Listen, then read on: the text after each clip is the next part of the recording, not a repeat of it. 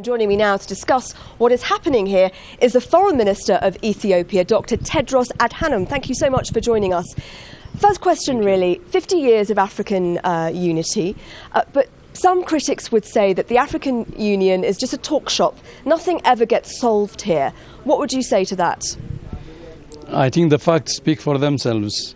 One, the success, especially in the last 50 years, was decolonization. That was one of the goals. And the other was ending apartheid, which was done.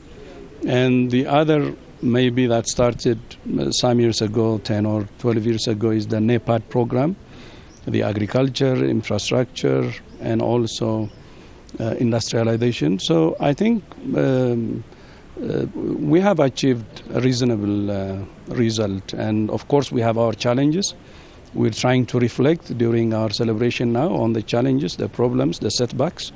And we hope we will address those and register better for the future.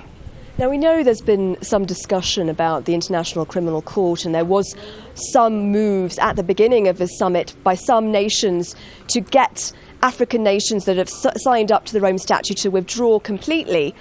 What is your take on that? What can you tell us about what is going on, what's going to happen, what's going to be decided? We have discussed this in our ministerial meeting. And maybe if you ask me, Ethiopia's position and the position of overwhelming number of African countries is, number one, Kenya has a brand new constitution. Two, it has successfully reformed its justice system. Number three, it has also conducted a very credible election. So Kenya is on the right path. And we believe that Kenya itself can do the legal issue also and can try whoever should face justice on its own soil. So do you think there should be a mass withdrawal from the ICC, from the Rome Statute? It will be up to the individual countries to do that because they have signed individually.